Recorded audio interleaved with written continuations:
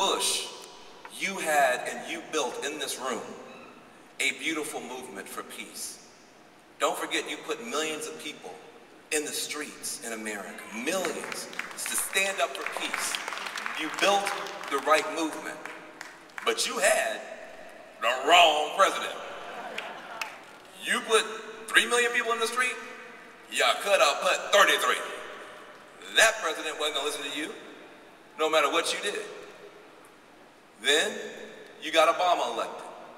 You had arguably the right president, but you had the wrong movement in the streets for almost 3 years. The people who were marching in America were the Tea Party. The movement, the big movement in America, was not your movement, but a movement that stands for the opposite of everything that you believe. And so you had the right president, arguably, but you definitely had the wrong movement. And until Occupy Wall Street came along, we were really screwed. Let's just be honest about that. Occupy Wall Street, until they came along, you know, we had that, remember in August last year, they set up that so-called super committee, remember that? Remember the super committee? It was gonna do super damage to everything we care about? Why didn't it never meet? Occupy Wall Street.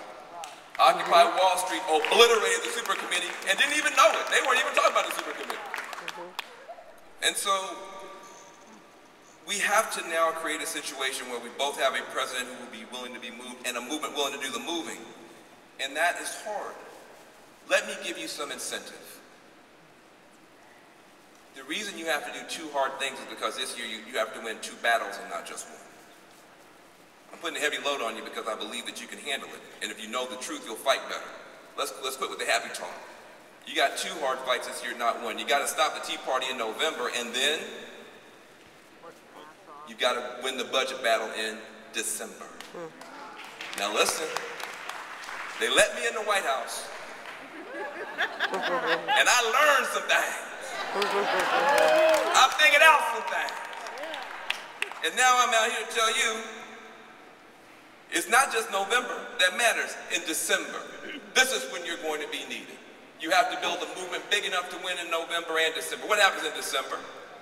It's in December that the Bush tax cuts expire. It's in December that the Pell Grant money runs out for low-income kids. It's in December that all the cans that have been kicked down the road that affect the economy, that affect Medicare, that affect the basic budget of America have been kicked down the road. They say, we'll deal with that after the election. We'll deal with that after the election. Well, after the election now has a name. The name is December, okay? December. And I want to encourage us to take seriously the need to fight in December and not just November.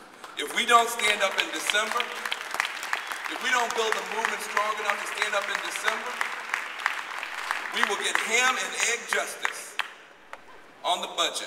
Ham and egg justice. You know what ham and egg justice is, don't you? No. You don't have no Southerners here? Egg scramble. Ham and egg justice means the farmer says it's time now to make breakfast. He goes to the hen and he goes to the pig. He says we're going to have equal justice. Hen, you give me an egg. Pig, you give me your leg. That's ham and egg justice. That's the so-called grand bargain. A tiny contribution from the rich and a decimating body blow to working families. And we have to stand up and say, no, no, never. We've given enough. We're sick and tired of it. We are sick enough of the bailouts and the bonuses and the tax breaks for the rich folks. It's time for them to pay America back. We paid up our shit. It's time for them. If we do this, if we stand up and fight in December, in November and December, the third act of this play, sisters and brothers, can have a glorious ending. See, the difference between now and 2000, which was the last time we were frustrated with a Democratic incumbent and we fooled around and fooled around and fooled around and got George Bush. The difference is simple. We didn't know. We didn't know. In 2000, we didn't know that what was going to happen in that term was going to determine the foreign policy, direction, and the fate of a republic for a whole century. We didn't know. We could claim ignorance and innocence when we didn't do everything that we could to make sure that George W. Bush didn't get in the White House. We had no idea that he would bankrupt the nation.